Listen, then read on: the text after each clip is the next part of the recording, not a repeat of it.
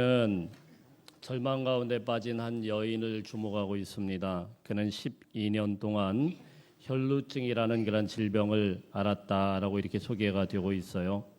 이 혈루증이라는 그런 병 굉장히 생소한 병인데 여성이 한 달에 한 번씩 생리를 하는데 그 피가 멈추지 않고 계속 불규칙적으로 흐르고 있는 그런 병이 혈루증이라고 합니다. 정확하게 현대에서 뭐라고 하는지 병명은 저는 잘 모르겠어요. 그냥 혈루증 그러니까 이렇게 나오는데 여러분 한번 어쨌든 그 생각을 한번 해보시길 바랍니다. 지금처럼 뭐 생리대가 좋은 게 있는 것도 아니고 그게 멈추지 않고 계속 이 혈이 나오고 있었다고 하면은 위생 상태가 좋을 수도 없고 그야말로 여인으로는 정말 삶의 질이라는 것이 완전히 이제 밑바닥까지 떨어질 수밖에 없는 그런 상황 아니겠습니까?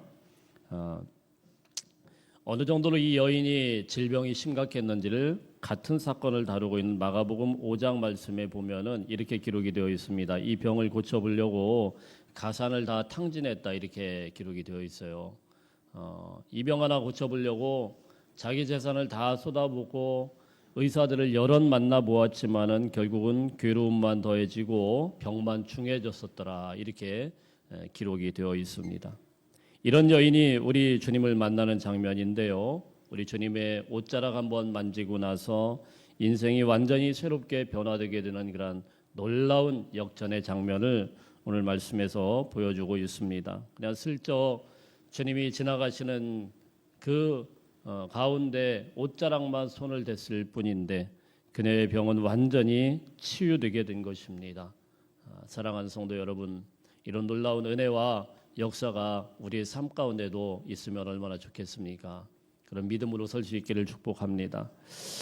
그런데 그보다 더 놀라운 것을 오늘 본문에서 말씀을 하시는데 그냥 치유된 것뿐만이 아니고 아무도 주목하지 않았던 이 여인에게 우리 주님께서 바쁘게 걸어가시다가 멈춰 서시고 말을 거시고 대화를 시도하셔서 성경 속의 주인공으로 쓱 끌어들였다라는 사실입니다.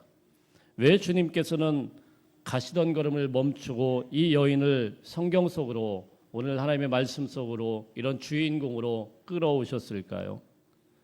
사실 우리 주님은 오늘 말씀해 보면은 굉장히 바쁜 일정을 소화해내고 있습니다. 그리고 지금은 청각을 다투는 그런 시간이었어요.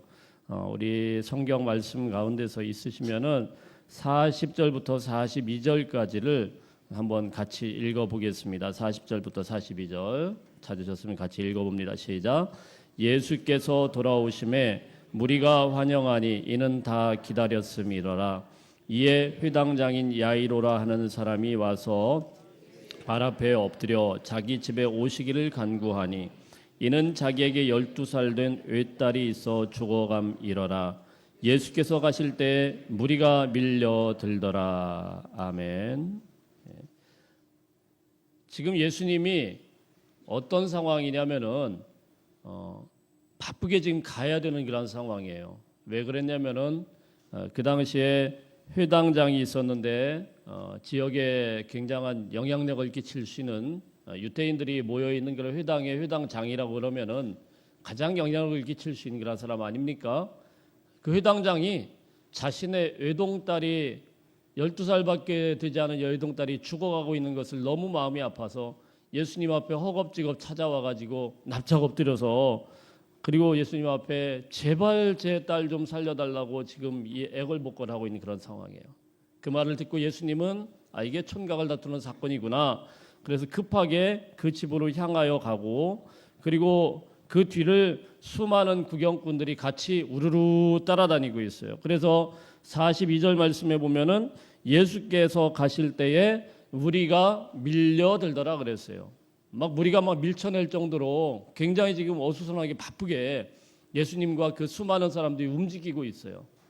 촌각을 다투는 그런 상황이에요. 빨리 가서 지금 고쳐주셔야 되고 빨리 가서 그 상태를 봐야 되지. 지금 숨이 할딱할딱거리는 12살짜리 그 소녀를 앞두고 그 사건을 다 아시고 막 가고 있다가 이 여인 때문에 멈춰선 거예요. 이 여인 때문에 멈춰선 겁니다. 그냥 슬쩍 만졌을 뿐인데 우리 주님이 그냥 멈춰서는 것입니다. 아마도 이 여인은 이것이 발각되기를 원치 않았을 것입니다. 그냥 살짝 아무도 모르게 만졌을 것입니다. 왜 그렇습니까? 우선 이 여인이 그 무리 가운데 섞여 있다라는 것 자체가 불법이에요. 성경 말씀을 보면은 지금 불법을 저지르고 있는 겁니다. 왜 불법이냐면은 레위기의 말씀에 보면 이런 질병에 있게 되면 여인이 어떤 유출을 하는 이런 질병, 유출병이라고 되어 있습니다. 사실 병은 아닌데요. 여성이 생리기간을 거친다거나 이런 거는 다 유출병이라고 이렇게 되어 있습니다. 자, 이럴 때에 이 사람은 부정한 사람이다. 레위기에서 이렇게 평가를 해요. 기분 나빠하지 마시길 바랍니다. 부정한 사람들. 레위기 말씀이 그래요. 그러니 여러분 이런 병 가운데 이건 실제 질병 아닙니까? 12년 동안 고생하고 있으면 이런 사람은 사람들 속에 섞여 있으면 절대로 안 되는 거예요. 부정한 사람이 사람들을 터치하면 그 사람도 부정하다고 생각을 하는 사람들이 유태인들이에요. 유태인들이요. 절대로 순한 사람들 아닙니다. 성격 대단한 사람들이에요. 우리 한국 사람보다 몇 배는 더 센 것 같아요. 우리 한국 사람들도 대단한 성격을 갖고 있지만은 제가 성지순례 가서 들은 이야기입니다. 들은 이야기인데 이 사람들이요 얼마나 성격이 참 대단하냐면은 그럼 우리 한국 사람들이 가면은 해외 여행을 가면은 다른 건 다 괜찮은데 이 음식 때문에 힘들어져요. 특히 이제 지중해식 음식은 거기 뭐 과일들도 있지만 굉장히 느끼하고 막 이렇게 맨날 뭐 생선 같은 거 먹고 그러면 이게 이 속에서부터 뭐가 밍숭밍숭거리고 이렇거든요. 한국 사람은 그때 뭐가 있어야 되죠? 고추장이 있어야 되죠. 그래서 요즘엔 일회용 고추장을 조그마한 걸 하나 들고 다녀요. 그래서 그냥 생선이고 뭐 나오면 살짝 발라가지고 이렇게 먹으면 그래도 먹을만 해요. 그리고 이걸 가지고 가서 쓱 발라가지고 먹으면은 괜찮잖아요. 식당 주인이 만일에 그걸 먹다가 발각이 되면은 정통 유태인들 식당은 불같이 화를 내면서 그 트레이 있잖아요. 그 접시를 갖다가 막 던져가지고 박살을 내버린대요. 아니, 대단한 사람들이죠. 그 왜 그러느냐? 아니 고추장 바른 건데. 그럼 이 사람들이 뭐라고 이야기를 하냐면 이 고추장에 뭐가 섞였을지 모른다라는 거예요. 우리가 부정하게 생각하는 어떤 음식에 그 불순물들이 섞였을지 모르기 때문에 이거는 이제 우리가 쓸 수 없는 부정한 그릇이 되었기 때문에 박살 내버리는 거예요. 그 정도로 지금도 철두철미한 사람들이 유태인들이에요. 근데 이런 사람들 앞에서 만일에 이 여인이 지금 레위기의 율법을 어기고 거기에 껴있다라는 것 자체도 불법인데 만일에 발각이 되면 어떻게 될까요? 이건 뭐 상상하기 어렵습니다. 무슨 일이 발생할지 몰라요. 그냥 살짝 치밀라 뱉는 정도가 아니고 자칫 잘못하면은 린치를 가하고 거기서 해코지를 당하고 크게 다칠 그런 위험이 있습니다. 그래서 이 여인은 몰래 와가지고 여기에서 뭔가 발각되지 않기 위해서 살짝 손만 댄 것뿐입니다. 그들은 이런 여인과 접촉하기를 극히 꺼려했고 이런 여인이 슬쩍 지나가기만 하더라도 그 가까이를 가는 것을 꺼려했습니다. 멀리서만 봐도 이런 사람들이 갖다 부정하다고 손가락질을 하면서 수근수근 거리면서 있었습니다. 만일에 옷이라도 이런 여인과 접촉이 되면은 옷을 빨아야 되는 그런 일까지 벌이는 그런 사람들입니다. 그렇게 무려 12년 동안 사람들에게 부정한 여인 취급받고 대접받지 못하고 어떤 접촉도 어떤 왕래도 없었고 그리고 그들 앞에서 멀어질 수밖에 없었던 그 여인의 마음. 여러분 상처가 얼마나 깊은지 우리가 어떻게 이해를 할 수가 있겠어요?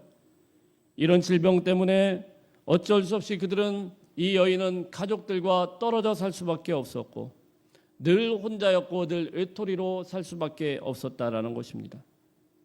문제는 여기서 끝나지 않습니다. 문제는 여기서 끝나는 게 아니고 우리 하나님의 백성들이 가장 힘들어하는 게 무엇입니까? 그래도 사람들과의 관계가 멀어진다고 하더라도 하나님 믿고 하나님의 이름을 부르면서 회복되면 괜찮은데 이 여인은 성전에도 얼씬거릴 수가 없어요. 하나님의 이름을 함부로 부를 수가 없어요. 예배를 드릴 수가 없어요. 부정했기 때문에 성전 뜰도 밟지 못하는 그런 초라한 여인, 그런 불쌍한 여인이 이 여인이었습니다. 여러분 이렇게 12년 동안 살았다고 생각을 해보세요. 이거 정말 절망도 이런 절망이 없죠. 우리가 어떻게 이 여인의 상처의 깊이를 알 수가 있겠습니까? 우리가 어떻게 이 여인의 만신창이 된 그런 마음의 상태를 알 수가 있고 상상이라도 할 수 있겠습니까? 희망이라고는 조금도 찾아볼 수 없는 그런 인생이고 빛이라고는 전혀 들지 않는 절망과 암흑의 12년이었다는 것입니다. 그런데 이 여인에게 한 좋은 소식이 들려오게 되었어요. 예수라는 분이 계신데 그 예수님 앞에 가기만 하면 예수님은 못 고치는 질병이 없다더라. 예수님을 만나기만 하면 예수님은 죽은 자도 살리시더라. 귀신들도 떠나가더라. 온갖 질병들이 어떤 질병들도 다 낫게 되더라. 안진뱅이도 일어나고 소경도 눈을 떴다더라. 이런 아주 기쁜 소식을 듣게 된 것입니다. 이 여인에게는 정말 마지막 신라 같은 희망을 가지고 그 무리 속에서 그 모든 것들을 조마조마하면서 감춰가면서 밀려드는 그런 무리 속에서 가서 슬쩍 손을 댔던 것입니다. 그리고는 얼른 자신의 자리로 돌아가서 자신의 일상으로 슬쩍 숨겨지고 아무도 몰랐어야 되는데 정말 아무도 모르게 이런 일이 일어났어야 되는데 놀라운 일이 발생하게 되었습니다. 우선 이 여인은 12년 동안 그녀를 괴롭히던 질환이 깨끗하게 완전히 치유되는 경험을 한 줄로 믿습니다. 혈루의 근원이 말랐다라는 거예요. 사랑하는 성도 여러분, 하나님은요 우리 상식선에서만 말씀하시지 않아요. 상식을 넘어서는 그런 놀라운 기적이 지금도 나타난 줄 믿으시길 바랍니다. 사실 제 인생 가운데서도 부족한 인생 가운데 하나님께서 가끔 그런 경험을 하시게 할 때가 있어요. 꽤 오래됐는데 제가 사실 이렇게 성대가 좋아 보여도요. 뭐 몇 차례 이제 말씀을 드렸습니다만은 성대가 좋은 상태가 아닙니다. 감기를 걸리면은 바로 목부터 와요. 원래 제가 목으로만 살던 사람인데 그래도 노래를 전공하고 이랬는데 요즘엔 그냥 조금만 무리하면은 좀 목이 안 좋아요. 그래서 막 강하게 잘 못해요. 근데 그 이유가 뭐냐면은 여기 성대 쪽에 폴립이 생겼었어요. 그래서 꽤 오래전에 수술을 한번 했는데 제가 대전에 내려가서 목회를 하는데 갑자기 또 그게 또 발생을 한 거예요.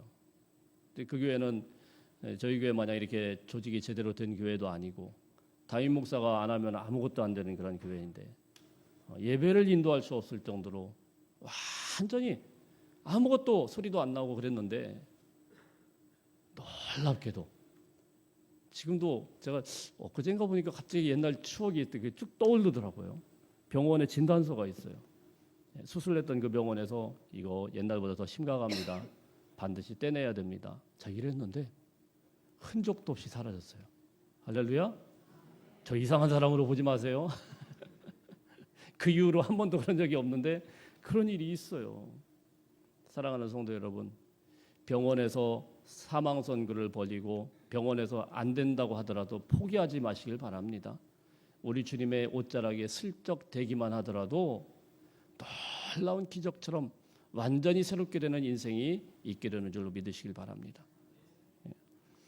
그런데 이 여인의 입장에서는 어떻습니까? 아무도 눈치채지 않기를 바랬죠. 사실 그래야만 됐어요. 병이 나았지만은 기뻐하면서 마냥 기뻐하면서 야 나았다 이렇게 소리칠 수 없었어요. 왜요? 이미 불법을 저질렀기 때문에. 또 예수님께서 지금 무슨 상황에 가고 있는 것을 이 여인이 잘 아는데 만일에 이것을 해가지고 자칫 잠시라도 지체되게 되면은 그 책임을 어떻게 떠안습니까? 회당장에 이 12살짜리 이 어린 딸이 지금 죽어가고 있다는데, 그리고 만일에 이런 것들이 자칫 문제가 꼬여버리면은 어떻게 이 여인에게 이 살벌하게 이 사람들이 폭도처럼 변해가지고 어떻게 해코지가 당할지 아무도 장담할 수 없었던 것입니다. 조용히 마무리하고 조용히 이제 집으로 돌아가려고 하는 이 여인에게 예수님께서 갑자기 질문을 하십니다. 45절 말씀 함께 읽어볼까요? 시작. 예수께서 이르시되 내게 손을 댄 자가 누구냐 하시니 다 아니라 할 때 베드로가 이르되 주여 무리가 밀려들어 미나이다. 갑자기 예수님이 탁 멈추시더니 내게 손을 댄 자가 누구냐 이렇게 이야기를 합니다. 얼마나 놀랐겠어요? 얼마나 놀랐겠습니까? 깜짝 놀라가지고 아마 얼음처럼 굳었을 것입니다. 사람들이 갑자기 웅성웅성 대기 시작해요. 아니 도대체 누가 예수님을 손댔다는 거야? 근데 베드로가 이제 보죠. 아니 주님, 이렇게 사람들이 많이 밀려드는데 그거 뭐 손댄 사람이 한둘이겠습니까? 그걸 지금 갑자기 주님께서 멈춰서 가지고 그런 일을 하십니까? 성질 급한 베드로가 막 이야기를 해요. 왜 그렇습니까? 지금 상황적으로 우리 주님이 여기 멈춰가지고 그런 거 따질 때가 아니란 말이에요. 빨리 가서 죽어가고 있는 그 어린 소녀를 살려내야 그래야 되는데 상황은 그렇게 흘러가고 있는데 왜 주님이 멈춰서 가지고 아무것도 아닌 일 가지고 그 옷자락 손댄 거 가지고 이렇게 지금 이야기를 합니까? 이렇게 막 따지고 이야기를 합니다. 실제로요, 베드로의 이야기처럼 지금은 촌각을 다투는 상황이었었고 이때 좀 멈춰서 시간만 안 보냈다고 하더라도 49절과 같은 그런 상황이 벌어지지는 않았을지도 모릅니다. 우리 49절 한번 읽어봅니다. 시작. 아직 말씀하실 때에 회당장의 집에서 사람이 와서 말하되 당신의 딸이 죽었나이다. 선생님을 더 괴롭게 하지 마소서 하거늘. 어떤 때요? 말씀하실 때에. 그 말씀만 안 하셨어도, 그거 찾는다고 우왕좌왕하고 시간만 안 보냈어도, 우리가 생각할 땐 그렇게만 했어도 이 딸은 죽어가고 있는 그런 상황이었기 때문에 기회가 있지 않겠습니까? 그거 잠깐 지체하느라 옷자락 만진 거 그거 중요한 거 그거 따지다가 그러다가 사람이 죽었단 말이에요. 사람이 죽었어요. 그래서 사람들이 찾아왔어요. 선생님 더 이상 괴롭히지 마세요. 이미 당신의 딸은 죽었습니다. 자, 이런 비보가 전해지게 되었단 말입니다. 그런데 왜 우리 주님은 이런 아주 심각한 상황 가운데, 촌각을 다투는 상황 가운데 일부러 멈춰 서셔가지고 나중에 가서 이야기를 해도 될 걸 가지고 왜 그 여인에게 이런 이야기까지 할까요? 사실은 이 여인을 만나고 이야기를 나누는 그런 스케줄은 예수님의 스케줄에 없었습니다. 주님이 가시는 그런 스케줄까지 변경을 해가면서 그 타임테이블까지 바꿔가면서 주님은 이 여인에게 집요하게 묻는 것입니다. 누가 내 옷자락에 손을 댔느냐? 어떻게 보면 성경에서 아주 유일한 그런 장면입니다. 예수님의 그 바쁜 일정까지 변경해 가면서 특별하게 만나주시고 특별하게 대화해 주셨던 유일한 여인. 누가 예수님의 걸음을 멈출 수 있겠습니까? 어떤 권력이 예수님의 걸음을 멈춰 세울 수 있겠습니까? 돈도 권세도 세상의 어떤 것도 예수님의 걸음을 멈추지 못했는데, 그러나 이름 없는 한 여인이 주님 앞에 접촉만 했을 뿐인데 주님은 멈춰 서셨다라는 사실입니다. 주님과 접촉된 이 한 여인을 위한 시간을 마련하면서 주님의 관심이 버려진 이 한 여인에게, 주님의 관심이 이 한 여인에게 있다라는 것을 일깨워주고 있다는 사실입니다. 사랑하는 성도들, 오늘 성경 말씀을 통하여서 우리에게 들려주고 싶은 그런 하나님의 말씀이 무엇일까요?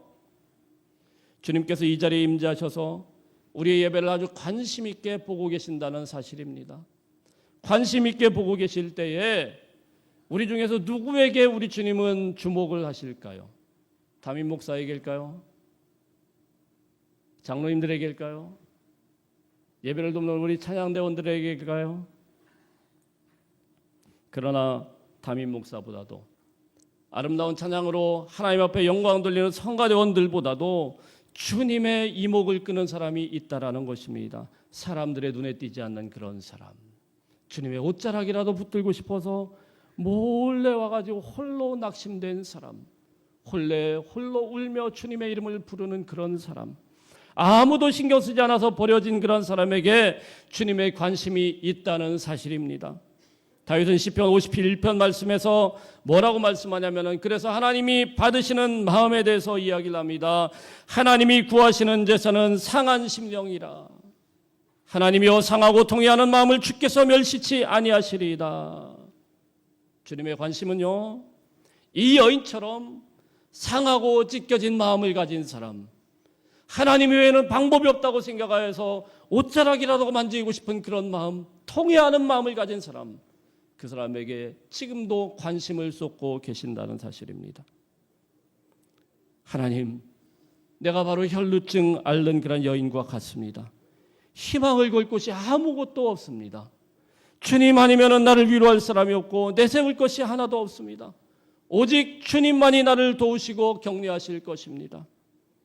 이런 마음을 오직 주님께만 쏟고 있는 그런 사람, 다른 사람의 아무 희망도 걸 수 없고 어떤 기대도 받지 않는 그런 사람, 소외되고 버려지고 외면된 채 살아왔던 12년 동안의 그 외로운 마음을 우리 주님은 그냥 지나치지 않는다는 사실입니다. 사랑하는 성도 여러분, 오늘 여러분이 이 자리에 어떤 마음으로 오셨습니까? 만신창이가 되어서 어디도 마음을 둘 수 없는 깊은 절망감 가운데 한 가닥 빛을 보고 그 옷자락이라도 만지겠다는 조그마한 소망을 가지고 이 자리에 왔다고 하면은, 오늘 이 말씀처럼 여러분들에게 복음이 전해질 수 있기를 주의 이름으로 축복합니다. 성경에서 유일하게 주님의 걸음을 멈추게 한 사람, 수많은 사람들이 있었지만은 주님의 관심은 12년 동안이나 사람들에게 철저하게 외면당한 채 없는 듯이 살았던 절망과 고통의 그 여인에게 집중되어 있었다는 사실입니다. 갑자기 주님이 멈춰서서 누가 내 옷에 손을 댔느냐 이렇게 묻게 되니까 갑자기 이제 웅성웅성거리지 않습니까? 자, 그때 이 여인은 더 이상 주님을 회피할 수 없어서 자세하게 자신의 상황을 이야기하기 시작합니다. 여차여차해서 제가 어쩔 수 없이 이 자리에 나왔습니다. 나오기까지 참 어려운 그런 상황이었습니다. 여인답지 못하게 살았고 삶의 질이 완전히 바닥을 쳤고 아무도 저를 상대해 줄 수 없었고 가사는 다 탕진했고 이런 말들을 구구절절 했지 않겠습니까? 그런데 저는 주님의 옷자락이라도 손을 댄다고 하면은, 주님의 옷자락이라도 만질 수 있다고 하면은 그런 마음으로 이 자리에 왔습니다. 저를 불쌍히 여겨주세요. 납작 엎드린 그 여인을 향하여서 우리 주님이요 아주 놀라운 선언을 하십니다. 48절 말씀 한번 읽어보겠습니다. 시작.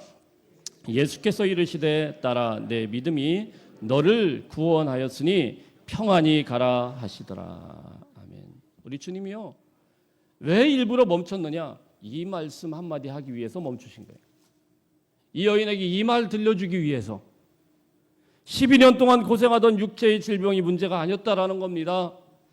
그 병으로 인하여서 마음고생을 했을 뿐만이 아니고 제일 문제는 무엇입니까? 그가 하나님 앞에 예배 드려지는, 예배가 하나님 앞에 드려지지 않는다라는 것, 이것이 하나님의 백성들에게는 제일 큰 슬픔 아니겠어요?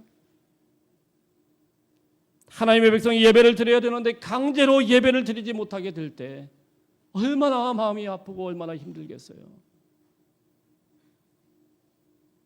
우리는 몇 년 전에 그것을 경험했지 않습니까? 그동안에는 예배가 그렇게 소중한 줄 몰랐어요. 그냥 일상적인 거였어요. 주님 앞에 드려지는 게 그렇게 뭐 어려운 게 아니었어요. 그러나 어느 날 갑자기 심각한 질병이 아무것도 못하게 만드니까 강제로 교회 문을 닫아야 되고 강제로 주님 앞에 나오지 못하게 될 때 여러분의 마음은 어떠셨습니까? 그래도 오늘날에는 여러 가지 시스템들이 있기 때문에 나름대로 그냥 집안에서 인터넷으로라도 할 수 있겠지만은 이때 이 여인의 마음은 어떻겠습니까? 그 성전 아니면 안 되는데 멀찍이서 예배를 드리러 가는 그 수많은 사람들을 멀찌감치 바라보면서 무너져 내리는 그 마음.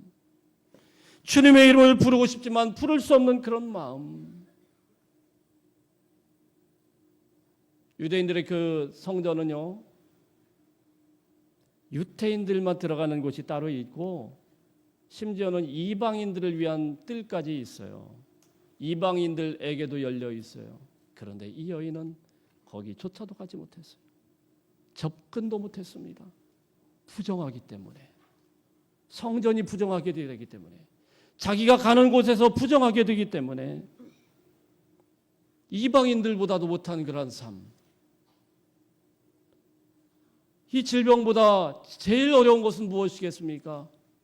그 하나님의 백성이 하나님의 이름을 부르지 못하게 될 때 그 끔찍함을 여러분 어떻게 생각하십니까? 그래서 우리 주님이 직접 이 말씀을 들려주시려고 멈춰 서신 것입니다.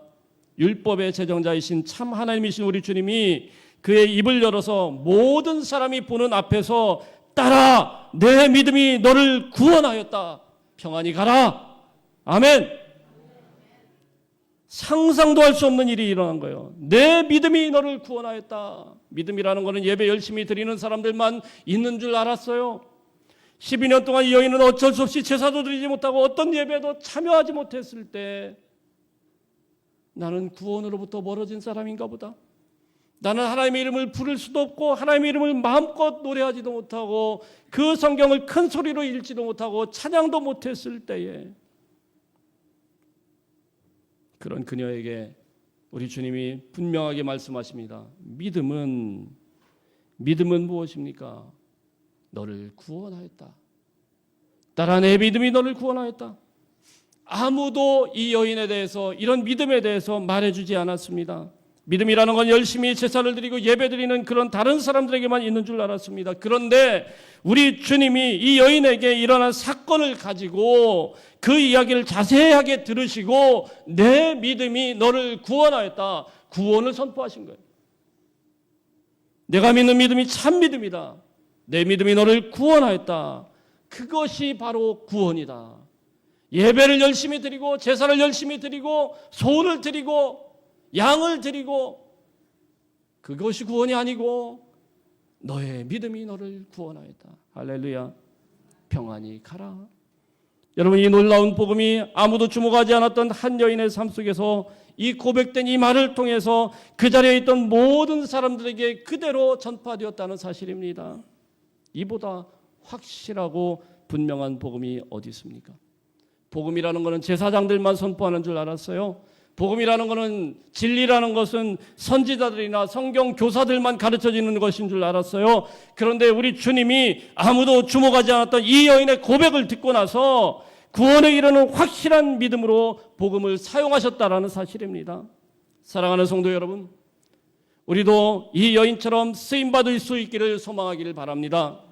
아무리 절망적인 사람도 주님의 옷자락에 스치기만 해도 구원을 받게 된다는 사실을, 아무리 미천하고 쓸모없는 사람도 주님의 손에 붙들리기만 하면 귀한 주님의 도구로 사용될 수 있다는 사실입니다. 여러분, 어떤 마음으로 이 자리에 나왔습니까? 절망 가운데, 곤고함 가운데, 외로움 가운데 어디에다가 마음을 둘 수 없는 그런 수많은 마음의 상처를 가지고 이 자리에 나왔습니까? 이 여인에게 배울 수 있기를 축복합니다. 이제 손을 뻗어서 주님의 옷자락이라도 만지면 기적이 나타납니다. 놀라운 것은요, 이 복음의 선언과 이 효과가요, 바로 이 회당장을 변화시켰다는 사실이에요. 회당장은 바로 전까지만 해도 절망 가운데 우리 주님 앞에 엎드려가지고 내 딸 살려달라고 울며 불며 주님 앞에 나왔던 회당장인데, 지금 이 회당장에게 누가 왔어요? 선생님 괴롭히지 마세요. 선생님 괴롭히지 마세요. 끝났습니다. 끝났습니다. 다 끝났습니다. 당신 딸 죽었어요. 그럼 울며 불며 통곡해야 맞잖아요. 아니, 저 여자 때문에 내 딸이 죽었네. 가슴이 무너지는 거 아닙니까? 그거 잠깐 얘기한다고. 그게 뭐가 중요하다고. 그런데 회당장은 그 이야기를 듣고, 이 여인의 고백을 듣고, 주님의 선언을 듣고, 우리 주님과 함께 죽은 그 딸을 만나러 자기 집으로 가는 거예요. 할렐루야. 얼마나 놀라운 거예요. 이 여인의 이 보잘것없는 고백이, 이 여인이 주님을 만나고 치유된 이 사건이, 이 복음이 그 회당장에게 믿음을 주셨고, 이 믿음을 통하여서 그 딸이 다시 살아나게 된 줄로 믿으시길 바랍니다. 회당장님, 끝났습니다. 다 끝났습니다. 다 끝났으니까 괴롭히지 마세요. 그런데 우리 주님께서 야이로에게 이야기를 합니다. 두려워하지 말고 믿기만 하라. 믿고 순종하면 구원을 얻으리라. 그 말을 그대로 믿어요. 우리 주님을 믿었더니 12년 동안 혈루증이 앓던 여인도 고침을 받았다고 하면은 죽은 내 딸이라도 다시 살아날 줄로 저는 믿습니다. 그리고 동행을 하는 거예요. 같이 가는 거예요.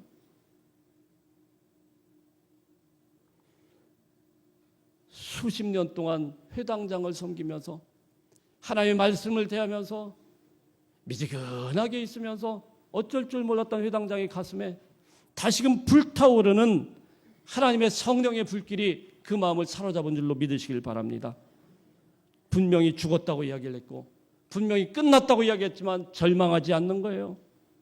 사랑하는 성도 여러분, 오늘 우리 주님은 고통 가운데서 우리를 사용하시기를 원합니다. 하나님, 너무 괴롭습니다. 너무너무 힘듭니다. 그러나 우리 주님께서 말씀하실 때 뭐라고 말씀합니까? 두려워하지 말고 믿고 순종하면 구원을 얻으리라. 믿고 순종하면 구원을 얻으리라. 하나님 믿고 주님 앞에 쓰임받을 수 있는 저와 여러분 하나님의 백성들 되시기를 주의 이름으로 축복합니다. 우리 기도하겠습니다.